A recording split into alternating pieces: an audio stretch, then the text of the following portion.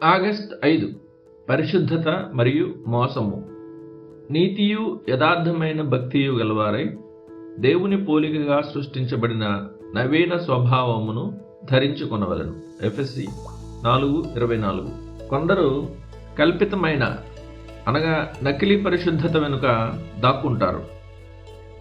బహిరంగంగా పాపంలో కొనసాగే వారిలాగే వీరు కూడా అపవిత్రులైనప్పటికీ లోకంలో తమ పరువు ప్రయోజనాలను కాపాడుకోవడానికి పరిశుద్ధత అనే ఒక కవచాన్ని అనగా వేషధారణను తొడుగుకుంటారు.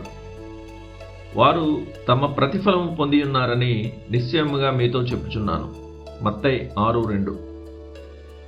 ఎంత అల్పమైన తృణీకారమైన ప్రతిఫలము!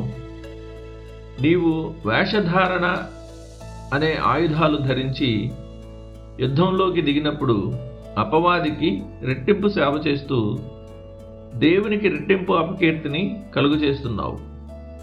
నీ రాజు కొరకు సాహసోపేతమైన విధులను నిర్వర్తించే సైనికునిగా మొదట నీవు ఆయన దృష్టిని ఆకర్షిస్తావు. కానీ సమయం వచ్చినప్పుడు నీవు ఏమీ చేయకపోగా విజయం కొరకు ఆయుధాలు ధరించిన నమ్మకమైన పౌరుని స్థానంలో ఉన్న ఒక ద్రోహిగా మాత్రమే రాజు నిన్ను చూస్తాడు. ఇంట్లోనే ఉండిపోయిన పిరికివాని కంటే లేదా బహిరంగంగా తిరుగుబాటు చేసి శత్రువు శిబిరంలోకి పరిగెత్తి రాజు వ్యూహాలను స్పష్టంగా చెప్పేవాని కంటే నీవు నీ రాజుకు ఎక్కువ హాని చేస్తున్నావు.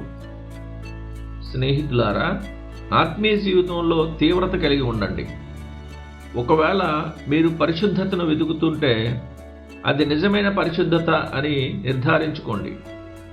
నీతియు యథార్థమైన భక్తియు గలవారై దేవుని పోలికగా సృష్టించబడిన నవీన స్వభావమును ధరించుకొనవలెను. ఎఫెసీ 4:24. ఈ వాక్య భాగంలో 2 ముఖ్యమైన అంశాలను గమనించండి. దేవుని పోలిక. పరిశుద్ధత అనేది దేవుని పోలికగా సృష్టించబడిన నవీన స్వభావము అని పిలువబడింది. అనగా అది దేవుని స్వరూపానికి అనుగుణంగా ఉంటుంది. ఒక చిత్రకారుడు మనిషి ముఖాన్ని చూసి చిత్రం గీసినట్లే ఈ స్వభావం దేవుని అస్తిత్వం నుండి రూపొందించబడింది. వాక్య సత్యము. యథార్థమైన భక్తి అనగా నిజమైన పరిశుద్ధత. అంటే పరిసయ్యుల ఆచార సిద్ధాంతాల ప్రకారం కాక లేఖన సత్యం ప్రకారం ఉండే పరిశుద్ధత. అలాగే అది సత్యానికి లేదా అబద్ధానికి నిలయమైన హృదయానికి సంబంధించిన పరిశుద్ధత. కాబట్టి నిజమైన పరిశుద్ధత కలిగి ఉండడానికి ఒక క్రైస్తవుడు తన హృదయంలో నీతిని పరిశుద్ధతను కలిగి ఉండాలి.